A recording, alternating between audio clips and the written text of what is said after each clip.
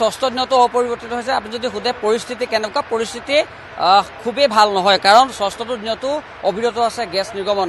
তাতোকৈ ডাঙৰ কথা, মুখ্যমন্ত্ৰী সদায় আৰ্তজনৰ কাষত থাকে, ভুক্তভোগী পৰিয়ালৰ কাষত সদায় থাকে মুখ্যমন্ত্ৰীগৰাকী। আৰু কালি সেয়ে হ'ল মুখ্যমন্ত্ৰীগৰাকী নিশা ভাগত আহিল এই নিৰ্গমনস্থলীলৈ, আৰু তাতো আশ্ৰয় শিবিৰৰ যিসমূহ পৰিয়াল আছে প্ৰায় 350টা পৰিয়ালৰ লগত তেওঁ কথা পাতে, আশ্বাস প্ৰদান কৰে। আৰু আচলতে এই যি গেছ নিৰ্গমন এই ৰোধ কৰাৰ ক্ষেত্ৰত মুখ্যমন্ত্ৰীগৰাকীয়ে হাইষ্ট প্ৰায়ৰিটি ৰাখিছে। বিশেষ বিষয়টো নিজে চাইছে, প্ৰয়োজনত প্ৰধানমন্ত্ৰী পৰ্যন্ত তেওঁ কথা পতাৰ কথা কৈছে। আৰু এইসকল যিসকল ভুক্তভোগী পৰিয়ালক সকলো ক্ষতিপূৰণ দিয়া হ'ব বুলি মুখ্যমন্ত্ৰীয়ে প্ৰতিশ্ৰুতি দিছে।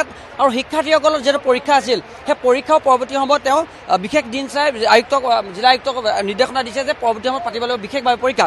মই এগৰাকী বাইদেউ আছে, আপোনাৰ ওচৰলৈ আহিম। কালি মুখ্যমন্ত্ৰীগৰাকী আহিছিল, লগ পাই ভাল লাগিলে। তেওঁ কৈছে যে আমি ওপৰৱালাৰ লগত কথা পাতি আছোঁ, আৰু যদি সদ্যহতে আমি মোদী ডাঙৰীয়াৰ লগতো কথা পাতিম বুলি তেওঁ আশ্বাস দি থৈ গৈছে। এতিয়া আমাৰ মুখ্যমন্ত্ৰী ডাঙৰীয়া আহিলত আমাৰ বহুত সকাহ পাইছোঁ। আমি যে মনটো ভাল লাগিছে আমাৰ। তেওঁ যে চব কথাই যে প্ৰতিটো ক্ষেত্ৰতে যে তেওঁ আগভাগ লৈ কাম সম্পূৰ্ণ কৰিব পাৰে, আমি সেইটোকে শুনি সন্তোষ পাইছোঁ। মনটো ভাল লাগিছে, মনটো কালি শুনি ভাল লাগিলে। আহি কথা চব কথাই ক'লে তেওঁ, কিবা এটা হ'ব বুলি চিন্তা নকৰিবলৈ কৈছে। চিন্তা নকৰিব বোলে, মই আছোঁ যেতিয়া বোলে হৈ যাব বোলে। এতিয়া ভয়টো নাই সিমান, কালি বেছি ভয় সোমাইছিলে মানে, এতিয়া ভয় নাইকিয়া আছিল। আচলতে আতংকিত যিসকল স্থানীয় লোক আছিল, তেওঁলোক ভুক্তভোগী। আগৰগৰাকী বাইদেউ আছে, মুখ্যমন্ত্ৰীগৰাকী কালি লগ পালোঁ। কি কৈ থৈ গ'ল তেখেতে? ভাল লাগিলে আমাৰ দেখি পিনি, কৈছে আমাক সা সুবিধা দিম বুলি। আমাৰ মনটোত খুব ভাল লাগিছে। সকলোখিনি আপোনালোকক ক্ষতিপূৰণ দিয়া হ'ব, মন্ত্ৰীৰ লগত কথা পাতিব, প্ৰধানমন্ত্ৰীৰ লগত কথা পাতিব। কি ভাবিছে গেছ নিৰ্গমনৰ কথাটো, যে সমস্যাটো সমাধান হ'ব? সমাধান হ'ব। এয়া আছিল যিসকল স্থানীয় মহিলা বা স্থানীয় লোক, আতংকিত ৰাইজৰ প্ৰতিক্ৰিয়া আছিল। তেওঁলোক আশ্বস্ত হৈছে মুখ্যমন্ত্ৰীগৰাকীৰ অভয়বাণীত, আৰু তেওঁলোকৰ বিশ্বাস যে মুখ্যমন্ত্ৰীগৰাকী যিটো আহিছে তাৰপিছত এই গেছ নিৰ্গমন ৰোধ হ'ব। আৰু তেওঁলোকৰ যি আচলতে ভীতিগ্ৰস্ত হৈ পৰিছিল বা যিটো ভয়, সেই ভয় তেওঁলোক কিন্তু কমিছে বুলি কৈছে। কাৰণ চিন্তা তেওঁলোকে কৰা নাই, কাৰণ মুখ্যমন্ত্ৰী আহিছে, তেওঁলোকক মাত লগাবলৈ দুখৰ সময়ত মুখ্যমন্ত্ৰীগৰাকী প্ৰতিশ্ৰুতি ৰাখে, আৰু সেই বিশ্বাস কিন্তু তেওঁলোকৰ আছে। ONGC একো কৰিব পৰা নাই, কিন্তু মুখ্যমন্ত্ৰীগৰাকী আহি গ'ল, প্ৰতিশ্ৰুতি দিলে। আজি প্ৰধানমন্ত্ৰী পৰ্যায়তো তেওঁ কথা পাতিব, কেন্দ্ৰীয় পেট্ৰলিয়াম মিনিষ্টাৰৰ কথা পাতিব, ONGC চেয়াৰমেনৰ লগত কথা পাতিব। গোটেই বিষয়টো কেনেকৈ ভাবে যে মুখ্যমন্ত্ৰীগৰাকী উপস্থিতৰ পিছত ইয়াৰ বিষয়বস্তুটো কি সলনি হ'ব? চাওক, এটা কথা অনুসূচিত জাতি ছাত্ৰ সন্থাৰ মজিয়াৰ পৰা স্পষ্ট কৰি ক'ব খুজিছোঁ, যিহেতু অসমৰ মাননীয় মুখ্যমন্ত্ৰীয়ে নিজৰ দায়িত্ব স্বীকাৰ কৰি আজি অত্যন্ত ব্যস্ততাৰ মাজতো এই ৰাইজসকলক, এই দুৰ্দশাৰ মাজত জড়িত হৈ থকা ৰাইজসকলক খবৰ ল'বলৈ তেখেত আহিছে। গতিকে তেওঁ ধন্যবাদৰ পাত্ৰ। আৰু সমান্তৰালকৈ তেখেতে যোৱাকালি কেইবাটাও আচলতে তেখেতে প্ৰতিশ্ৰুতি প্ৰদান কৰিছে ৰাইজক। ONGC কৰ্তৃপক্ষৰ লগত আলোচনা কৰাৰ কথা কৈছে, এই যিটো পৰিৱেশ, এই পৰিৱেশটোৰ লগত মোকাবিলা কৰাৰ কথা কৈছে।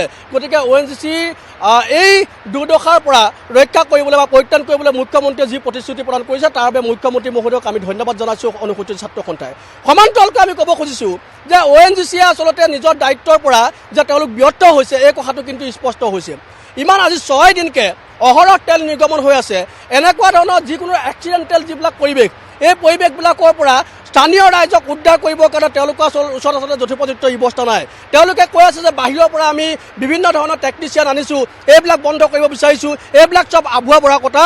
যদিহে ONGCয়ে এনেকুৱা ধৰণৰ এই মানে বিপদজনক পৰিস্থিতিৰ পৰা ৰাইজক উদ্ধাৰ কৰিব নোৱাৰে, কেৱল মাত্ৰ অসমৰ বুকুত তৈল খনন কৰিয়েই তেওঁলোকে দায়িত্ব আদায় কৰিব বিচাৰে, তেতিয়াহ'লে কিন্তু ইয়াৰ পৰিণাম তেওঁলোকে ভোগ কৰিব লাগিব। অসমবাসী ৰাইজ ক্ষোভিত হৈ আছে, শিৱসাগৰবাসী ৰাইজ ক্ষোভিত হৈ আছে। আৰু অনুসূচিত জাতি ছাত্ৰ সন্থাই সকীয়াই দিছোঁ যে আপোনালোকে কেৱল AC কোঠাত বহি কেৱল মাত্ৰ হাই চিকিউৰিটিৰ মাজত থাকি নিজকে বৰ মতা দেখালে নহ'ব। প্ৰায় এই য'ত পৰিস্থিতি উদ্ভৱ হৈছে তাত আহি আপোনালোকে উচিত পদক্ষেপ লৈ এই অহৰহ গেছ নিৰ্গমন পৰীক্ষা বন্ধ কৰক, অন্যথা কিন্তু পৰিস্থিতি ভয়ংকৰ হ'ব। বিষয় এটা সুধিম, যিটো বিতৰ্কিত ব্যৱসায়ী SK পেট্ৰছ নামৰ যিটো প্ৰতিষ্ঠানে আচলতে লিজত লৈছিল, সেইগৰাকী স্বত্বাধিকাৰী আজি পৰ্যন্ত নাহিলে, কিন্তু খোদ মুখ্যমন্ত্ৰী আহি গ'ল, তেওঁ নাহিলে। কিন্তু মুখ্যমন্ত্ৰীয়ে তদন্ত আওতাল বিষয়টো আনিম বুলি। এটা তেল চোৰৰ পৰা আমি ইয়াতকৈ কি আশা কৰিম? কৃষ্ণ আগৰৱালা এটা তেল চোৰ হয়, আৰু ONGC তেওঁলোকৰ মানুহবিলাককে আছে দায়িত্ব দি ৰাখিছে আৰু তেল চুৰটোৱে কৃষ্ণ আগলা নামৰ তেল চুৰটোৱে ইমানবিলাক মানুহৰ বিপদৰ মাজত তেওঁ আজিলৈকে এটা খবৰ ল'বলৈ নাহিলে ইয়াৰ পৰা এটা কথা স্পষ্ট হয় তেওঁৰ যিটো কোম্পানী সেই কোম্পানীটো ব্ৰেণ্ড কৰিব লাগে আৰু তেওঁৰ দায়িত্বত নিয়োজিত হৈ থকা যিমানবোৰ তেলখাত আছে সেইবিলাক চব কিন্তু ONGC ল'ব লাগিব অন্যথা কিন্তু এই কৃষ্ণ আগল নামৰ তেল চুৰটো কিন্তু আচলতে শান্তিত থাকিব নোৱাৰিব এই কথাটো আমি স্পষ্ট কৰি দিছোঁ কেমেৰা পাৰ্চন ইমানখনকে দেখুৱাই আছে কিনকিনীয়া বৰষুণৰ তাৰ মাজে মাজে আচলতে অত্যন্ত ব্যস্ত হৈ পৰিছে সকলো কাৰণ যি গেছ নিগমন ৰুদ্ধ নাই কিন্তু আজি আশা কৰা হৈছে স্থানীয় লোকে আশা কৰিছে যে স্থানীয় লোকক আশ্বস্ত কৰিছে মুখ্যমন্ত্ৰীগৰাকীয়ে যে কেন্দ্ৰীয় পেট্ৰলিয়াম মন্ত্ৰী হৰদীপ সিং পুৰীৰ লগত কথা পতা কথা আছে ONGCৰ শীৰ্ষ বিষয়া চেয়াৰমেন পৰ্যন্ত তেওঁ কথা পাতিব প্ৰয়োজনত ভাৰতৰ প্ৰধানমন্ত্ৰী নৰেন্দ্ৰ মোদীৰ লগত কথা পতাৰ কথা আছে আৰু গোটেই বিষয়টো তেওঁ কোনেও আচলতে হাত সাৰিব নোৱাৰিব বুলি তেওঁ কালি কৈ থৈ গৈছে যে বিষয়টোৰ পৰা কোনো হাত সাৰিব যথেষ্ট উদ্বেগজনক বিষয় চিন্তাৰ বিষয় বুলি কৈছে